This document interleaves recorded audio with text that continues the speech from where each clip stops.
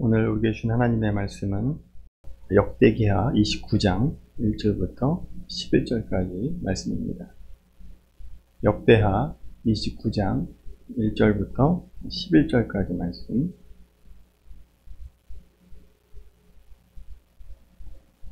한 절씩 교독하고 마지막 절 함께 읽겠습니다. 히스기야가 왕 위에 오를 때에 나이가 25세라 예루살렘에서 29년 동안 다스리니라. 그의 어머니의 이름은 아비야요 스가랴의 딸이더라.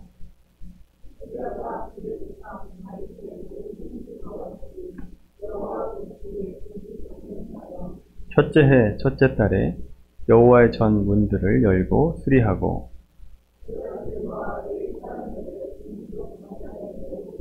그들에게 이르되 레위 사람들아 내 말을 들으라.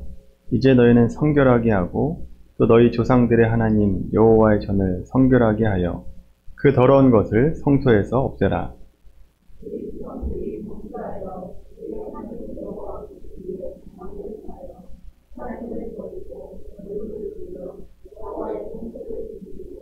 또 낭실 문을 닫으며 등불을 끄고 성소에서 분향하지 아니하며 이스라엘의 하나님께 번제를 드리지 아니하므로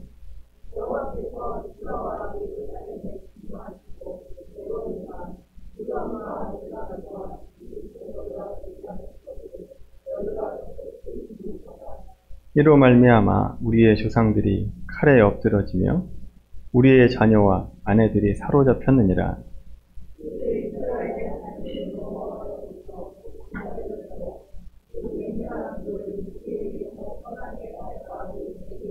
같이 읽습니다. 내 아들들아 이제는 게으르지 말라.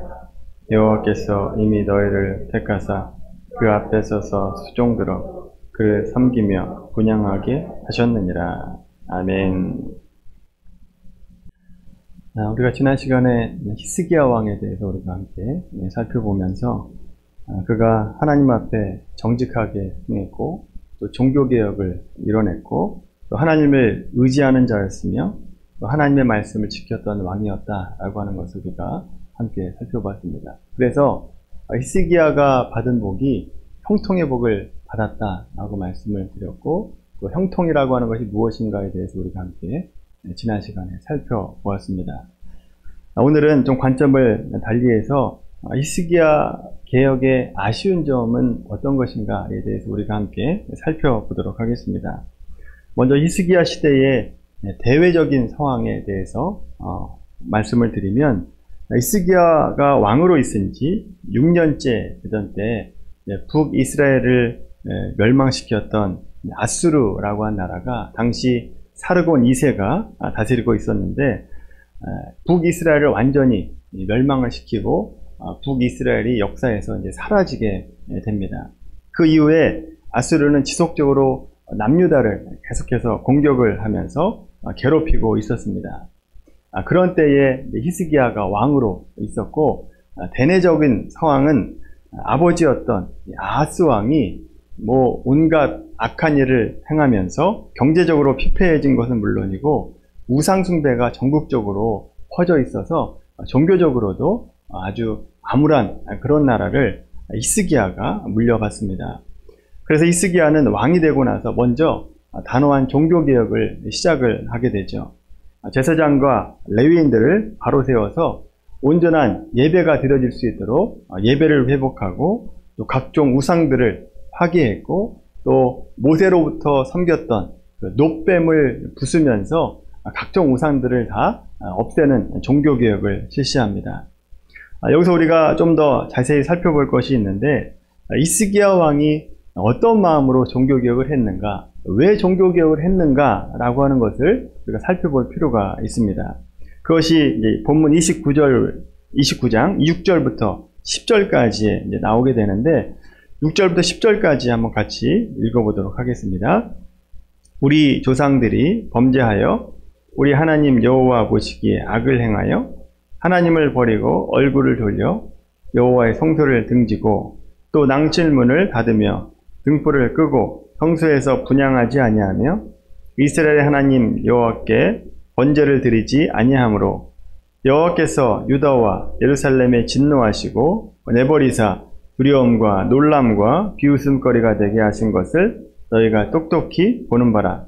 이로 말미암아 우리의 조상들이 칼에 엎드러지며 우리의 자녀와 아내들이 사로잡혔느니라.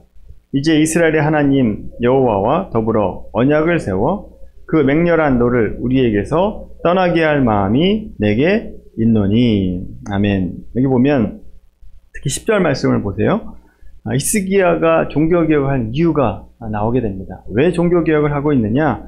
히스기야 생각에는 지금 남유다라고 한 나라가 환란을 당하고 특별히 아수르의 공격을 받고 많은 사람들이 포로로 잡혀가는 이런 환란을 경험하는, 왜 이런 환란을 경험하는가?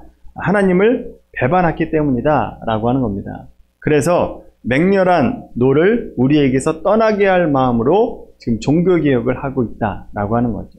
하나님의 진노를 떠나가게 하려고 종교개혁을 했다라고 하는 겁니다. 그러니까 고통에서 벗어나기 위해서 우리가 하나님만 믿자, 하나님만 섬기자라고 하면서 종교개혁을 했던 겁니다. 이런 마음을 가지고 개혁을 한 것도 사실은 당시 상황으로 보면 굉장히 잘한 것이다 라고 얘기할 수 있습니다. 그러나 화를 면하기 위해서 하나님을 섬기자, 하나님만 섬기자, 하나님만 의지하자 라고 하는 정도의 종교개혁은 사실은 높은 수준의 종교개혁이다 라고 얘기할 수 없다 라고 하는 거죠. 왜냐하면 진노를 피해보고자 하나님께 돌아가자 라고 하는 것은 그 종교개혁의 목적이 사실은 하나님께 있는 게 아니라 나에게 있습니다. 나를 위해서 종교개혁을 하자라고 하는 거다라고 하는 거죠. 그렇다고 해서 히스기야의 신앙 수준이 낮아서 그랬다라고만 생각할 수는 없습니다. 왜냐하면 남유다 백성들이 신을 믿는 최고의 기준이 복을 받는 것이었기 때문에 사실은 히스기야 왕으로서는 개혁의 시작을 하나님의 진노를 피하는 것부터 시작해서 우리가 하나님께로 올라가자라고 하는 식으로 생각했을 수도 있다라고 하는 거죠. 오늘날 우리도 예수님을 안 믿는 사람들을 앞에 두고 하나님의 깊은 은혜를 얘기할 수는 없습니다. 믿지 않는 사람에게는 무엇이 우리에게 복을 주고 우리에게 행복을 주는가, 이것에 대한 최고의 관심을 갖고 있기 때문에 비신자들에게는 하나님의 깊은 은혜로 시작을 하는 것이 아니라 예수님 믿으면 복 받습니다 라고 하는 것으로 시작을 하게 되죠. 그들은 아직 영적인 것에 대해서 모르고 들을 기가 아직 없기 때문에 그렇습니다. 그러나 이제 교회에 와서 신앙생활을 하기 시작하고 또 신앙의 횟수의 연도가 좀 늘어가면서부터는 더 깊은 하나님의 마음을 가르쳐줘야 되고 또 예수님의 성품을 알려줘야 되고 또 성령께서 어떤 일을 하는가에 대해서 가르쳐주고 들어야 된다라고 하는 겁니다.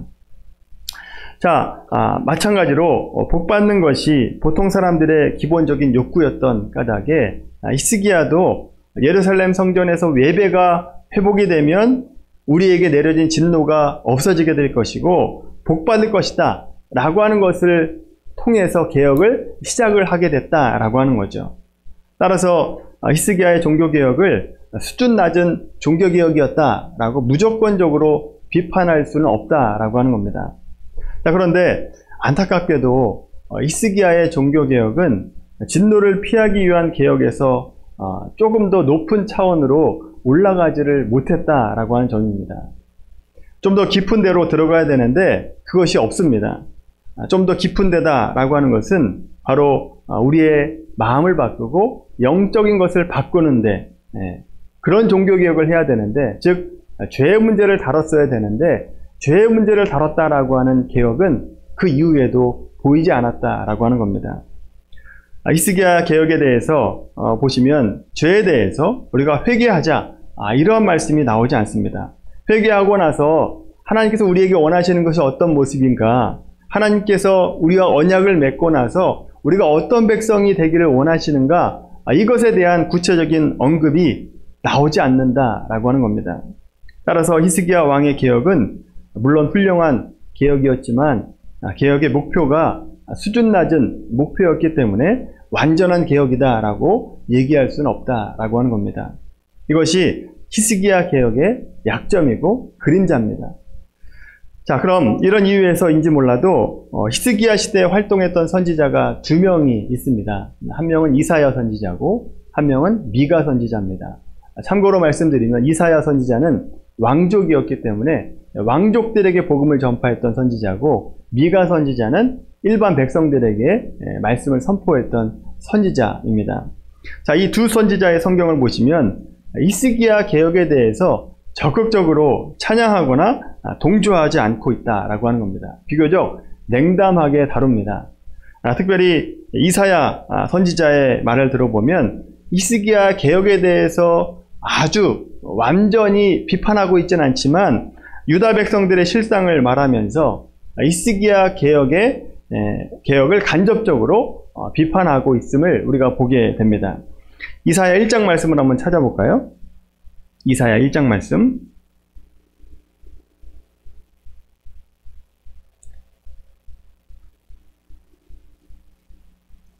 구약성경 967페이지. 구약성경 967페이지 이사야 1장 말씀을 한번 보십시오. 자, 이사야 1장 말씀을 1장의 배경과 시기가 언제냐 하면 이 북이스라엘 멸망시켰던 사르곤 2세 다음 왕이었던 사네립 왕이 다스리고 있었던 때입니다. 아수르의 사네립 왕이 대군을 몰고 와서 한바탕 남유다를 휩쓸고 간 다음에 그 이후의 말씀을, 그 상황을 적은 것이 이사야 1장의 배경과 상황입니다. 자, 사네립의 공격에 의해서 유다가 거의 황폐하게 되었고 예루살렘 성만이 홀로 겨우 남았습니다. 따라서 1장의 배경이 되는 때는 언제냐? 적어도 히스기야가 개혁을 한 이후에 약 14년 정도가 지난 다음에 히스기야가 40살 정도 되었을 때의 상황이고 배경입니다. 그게 이사야 1장의 배경이에요. 자, 그때 남유다 백성들이 어떤 도덕적인 상태였고 어떤 영적인 상태를 가지고 있었는가를 볼 수 있는 것이 이사야 1장입니다. 다 읽지는 않겠지만 요점만 제가 눈으로 보면서 함께 읽겠습니다. 2절에 보시면 여호와께서는 이스라엘을 자식같이 양육해 왔지만 그들이 여호와를 거역했다라고 하면서 시작합니다. 그 다음에 3절에 보시면 소는 그 임자를 알고 나귀는 주인의 구유를 알지만은 이 백성은 여호와를 알지 못한다라고 말합니다. 자, 이스라엘 백성들에게 올바른 하나님에 대한 시각이 없었고 또 항상 하나님에 대한 마음이 편협했고 또 복받는 것에 벗어나지 못해서 늘 다른 곳에 가서 기웃거리는 모습을 써놓고 있는 거죠. 다음 4절의 말씀 보세요. 범죄한 나라요 허물진 백성이요 행악의 종자요 행위가 부패한 자식이로다.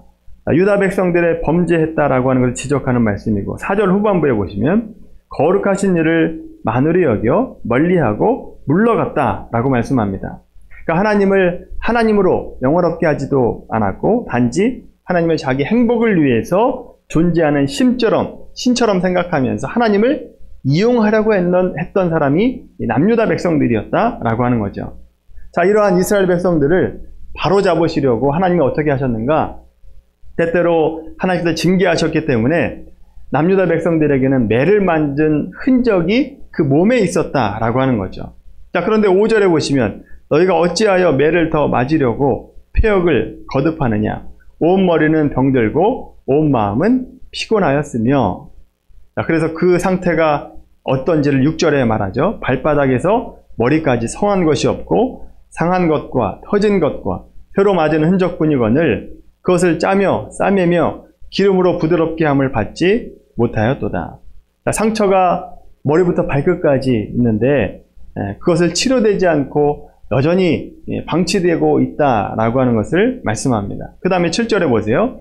너희의 땅은 황폐하였고 너희의 성읍들은 불에 탔고 너희의 토지는 너희의 목전에서 이방인에게 삼켜졌으며 이방인에게 파괴됨 같이 황폐하였고 남유다 백성들이 그 아수르의 대군으로 인해서 그 땅이 황폐해진 상황을 묘사하고 있는 겁니다. 그리고 8절에 보면 딸 시온은 포도원의 망대같이 참외밭의 원두막 같이 겨우 남았도다 라고 말씀하고 있습니다.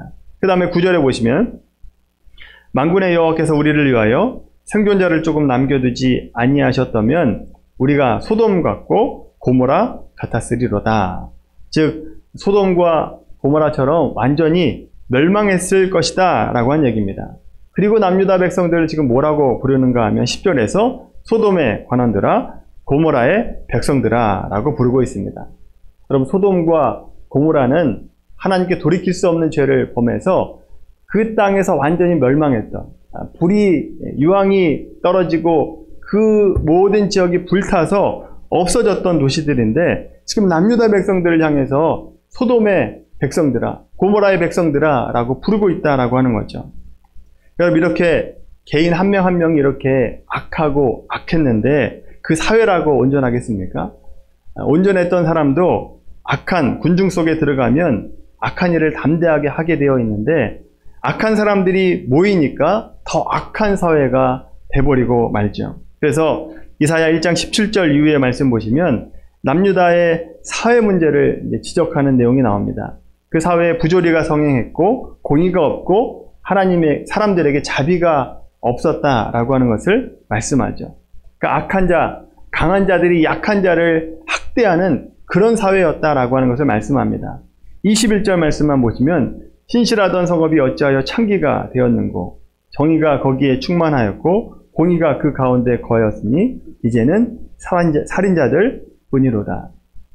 거룩한 교회로서 모습을 보여야 할 이스라엘 백성들이 남유다 백성들이 부패해서 살인자들이다 라고 그런 이름으로 불림받고 있다라고 하는 거죠. 자, 이렇게 이사야 선지자는 히스기야 개혁에 대해서 정면으로 비판하고 있지는 않지만 당시 이스라엘 백성들이 영적인 상태와 도덕적인 상태가 어떤지를 보여줌으로써 히스기야 왕의 종교개혁은 백성들의 악행을 고치는 데까지는 가지 못했다. 표면적인 종교개혁에 불과했다라고 하는 것을 완곡하게 비판하고 있는 것을 이제 보게 됩니다. 여러분 이사야 선지자가 이 남유다 상황을 적은 이사야 1장 말씀을 우리가 돌이켜보면 이 말씀을 우리에게 적용해 볼 수 있습니다. 무엇보다도 이사야 선지자가 이스라엘 백성들에게 하는 말씀을 보면 우리가 어떻게 살아가야 되는가를 알 수가 있죠.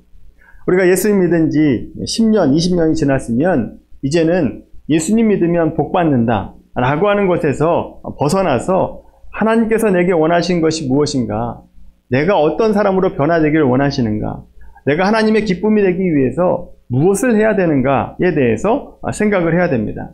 자, 그런데 여전히 신앙생활을 오래 했음에도 불구하고 여전히 나를 인도하신 하나님을 못 알아보고 세상의 다른 것을 목적하고 세상의 것들을 얻으려고 세상에 기웃기웃거리는 그런 모습으로 살고 있으면 안 된다라고 하는 거죠.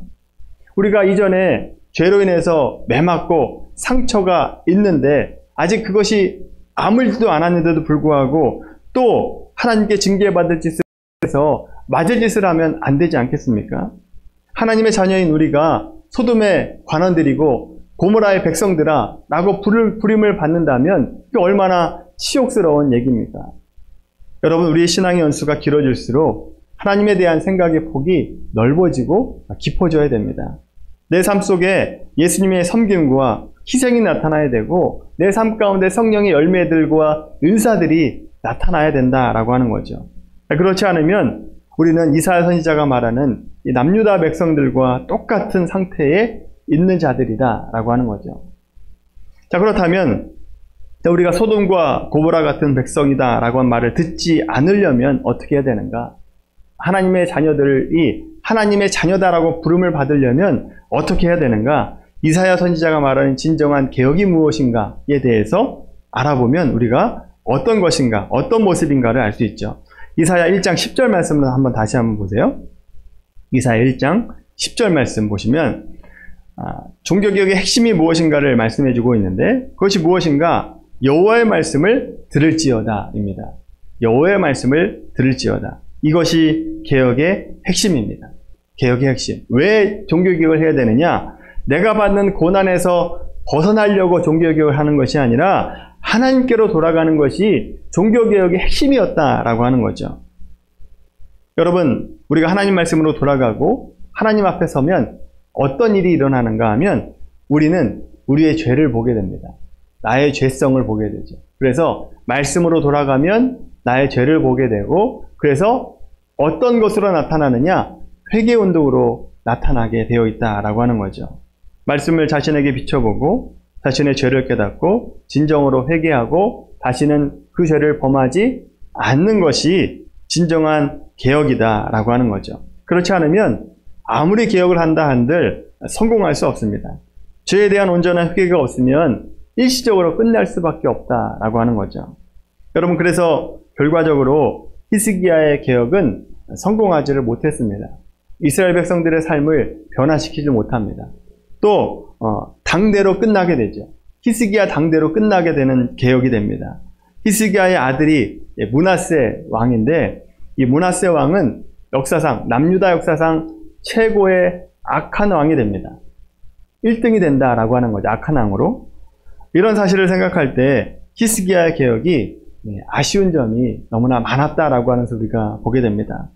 따라서 여러분, 우리가 그리스도인들이 자신을 개혁하거나 가정이나 교회를 개혁하려 할 때 기억해야 될 것이 뭐냐? 바로 말씀으로 돌아가서 회개하는 것이 필요하다라고 하는 겁니다.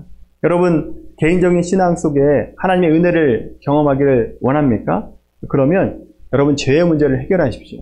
죄의 문제를 해결하면 하나님의 은혜가, 깨끗해진 그 마음 가운데 은혜가 임하게 된다라고 하는 거죠. 모든 죄의 문제를 꺼내시고 기도하시고 회개하시고 다시 하나님 말씀으로 돌아오셔야 된다라고 하는 겁니다. 그래서 죄로 막혀져 있는 그 하나님과의 관계가 회복돼야 은혜를 받을 수 있다라고 하는 겁니다. 여러분, 지인들에게 복음을 전할 때도 마찬가지입니다. 물론 처음부터 죄의 문제를 꺼낼 수는 없습니다. 그러나 어느 정도 때가 되었다라고 생각할 때는 죄의 문제에 직면하게 하셔야 됩니다. 왜 그러느냐? 마음 상해할까봐 죄의 문제를 꺼내놓지 않는다라고 한다면 예수 그리스도의 십자가가 필요 없게 됩니다. 그래서 예수님을 영접할 이유가 없게 된다라고 하는 거죠. 따라서 어느 정도 때가 되면 너의 죄에 대해서 직면하게 해야 되고, 그래서 예수님의 십자가가 필요하고, 그래서 내가 하나님의 은혜로 구원받아야 된다라고 하는 것을 알게 해야 된다라고 하는 거죠. 또 하나 오늘 말씀을 통해서 적용하고 싶은 것은 히스기야의 개혁이 자기의 때에만 이루어졌고 다음 세대로 이루어지지 않았다라고 하는 점에서 우리의 좋은 신앙이 나에게서 끝나지 않고 우리 자녀들에게 잘 전달할 수 있어야 된다라고 하는 점입니다. 우리의 신앙이 다음 세대로 잘 연결될 수 있어야 된다라고 하는 거죠.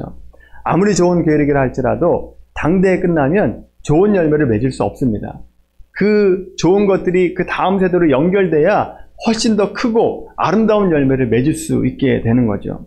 그래서 사역이 지속적으로 이어지고 계승될 때 훨씬 더 충만하고 풍성한 열매를 맺을 수 있게 됩니다. 그래서 여러분, 여기에서 중요한 것이 기독교 교육의 중요성이 필요합니다. 기독교 교육의 중요성. 여러분, 기독교 교육은 어디에서 이루어지는 겁니까? 기독교 교육은 교회에서 이루어지는 겁니까? 아니면 가정에서 이루어집니까? 대부분 기독교 교육이니까 교회에서 이루어지겠다라고 생각을 하실 겁니다. 물론 교회에서 이루어져야 됩니다. 그런데 여러분, 생각해 보세요. 일주일 동안 우리 자녀들이 교회에 오는 시간이 많습니까? 가정에 있는 시간이 많습니까? 어느 시간이 많죠? 가정에 있는 시간이 많죠. 부모님과 함께 있는 시간이 훨씬 더 많습니다. 자, 그러면 기독교 교육은 가정에서 이루어져야 됩니까? 교회에서 이루어져야 됩니까? 어디에서 이루어져야 되죠? 가정에서 이루어져야 되죠. 가정에서 이루어져야 됩니다. 교회도 해야 되지만 정말 중요한 곳은 가정이다라고 하는 거죠. 가정에서는 신앙에 대해서 하나도 강조하지 않으면서 교회 와서 1시간, 2시간 교육한다라고 해서 신앙적으로 내 자녀들이 잘 성장하리라 라고 하는 생각을 해서는 안 된다라고 하는 겁니다. 부모님들이 아이들의 신앙을 위해서 기도하고 또 하나님의 말씀을 가까이 하는 훈련을 집에서 하셔야 됩니다. 그래야 우리 시대의 영적인 흐름이 자녀들에게 연결되고 끊어지지 않게 된다라고 하는 거죠. 여러분, 여러분의 가정에서 자녀들에게 잘 신앙으로 양육하게 되길 바랍니다. 그래서 우리가 가지고 있는 올바른 신앙이 나의 때에서 끝나지 않고 여러분의 자녀들까지 또 그 자손들까지 계속해서 이어지는 은혜와 축복을 경험하게 되기를 바랍니다. 오늘 말씀을 정리를 하겠습니다. 히스기야의 개혁은 잘한 개혁이었지만 말씀으로 돌아가는 운동, 그러니까 회개운동이 일어나지 않았기 때문에 그 개혁이 온전한 개혁이다라고 얘기할 수 없다라고 말씀드렸습니다. 여러분, 우리가 교회가 말씀으로 돌아가서 우리의 각자의 죄의 문제를 발견하게 되고 또 회개하는 일들이 많아지게 되기를 바랍니다. 그래야 하나님과의 관계가 회복이 되고 그 관계가 회복이 돼야 이웃과의 관계, 성도들과의 관계가 회복이 될 수 있습니다. 또 우리의 믿음이 우리 자녀들에게 잘 흘러갈 수 있도록 집에서 우리 자녀들에게 신앙교육을 하게 되는 가정이 되기를 바랍니다. 말로 가르치려고 하지 마시고 몸으로 보여주셔야 됩니다. 예배에 소중하게 여기는 마음을, 그런 모습을 보여주셔야 되고 또 말씀을 보는 모습, 또 기도하는 모습을 보여주셔야만 합니다. 그리고 공부만 시키지 마시고 집에서 성경을 읽을 수 있도록 잘 격려하시고 또 자녀들에게 권면하시기를 바랍니다. 그렇게 하는 것이 여러분 그 어떤 유산을 물려주는 것보다 귀하고 복된 것이다 라고 하는 겁니다. 오늘 말씀을 잘 기억하시고 실천하게 되길 바랍니다. 히스기야 개혁, 거기에 그림자가 어떤 것인가 잘 기억하시고 여러분 우리가 그런 약점을 극복해서 우리 자녀들, 또 우리 가정들, 또 우리 교회가 하나님 앞에서 온전한 은혜를 받고 온전한 개혁을 하고 하나님께서 보실 때에 인정받을 만한 가정과 교회가 되기를 예수님의 이름으로 간절히 축원합니다. 기도하겠습니다. 하나님, 오늘 히스기야가 나름 훌륭한 종교개혁을 했지만 백성들의 삶을 변화시키는 데까지는 가지 못한 개혁이었음을 보았습니다. 그 이유가 말씀으로 돌아가서 자신의 죄에 대해서 회개하는 데까지 가지 않았기 때문이었습니다. 하나님, 우리가 하나님 말씀 앞에 매일매일 다가가게 하시고 그래서 나에게 있는 죄를 발견하고 회개함으로 매일 새로워지는 삶이 될 수 있도록 은혜 내려 주시옵소서. 또한 우리가 가지고 있는 신앙과 믿음의 유산이 우리 자녀들에게 잘 전달될 수 있도록 가정에서 신앙교육을 잘하게 하시고 믿음의 삶의 모범을 보여줄 수 있는 부모가 될 수 있도록 은혜 내려 주시옵소서. 우리 한 번 더 기도할 때 아픈 부위에 손을 얹고 기도하시고 또 영적으로 아픈 분들, 간절한 기도 제목이 있는 분들은 가슴에 손을 얹고 기도하기를 원합니다. 하나님께서 여러분의 손을 통해서 그 믿음을 통해서 역사해 주실 줄로 믿습니다. 하나님, 우리 아픈 몸과 아픈 영혼을 위해서 기도합니다. 우리를 만드시고 창조하신 하나님께서 우리의 모든 몸과 마음과 영혼을 하나님께 맡기오니 성령께서 우리의 영과 몸에 들어오셔서 직접 집도해 주셔서 아픈 곳들이 낫는 은혜와 축복을 허락하여 주시옵소서. 또 간절한 기도 제목을 가지고 기도하는 심령들이 있습니다. 그 간구하는 심령을 긍휼히 여겨주시고 그 삶 가운데 긍휼을 부어주셔서 하나님과 동행하는 삶이 되게 하여 주시옵시고 하나님이 나와 함께 하심을 알게 하여 주시옵시며 나를 사랑하시는 하나님의 손길을 경험할 수 있는 복된 인생이 될 수 있도록 함께 하여 주시옵소서. 감사하며 살아계신 예수님의 이름으로 축복하며 기도하옵나이다. 아멘.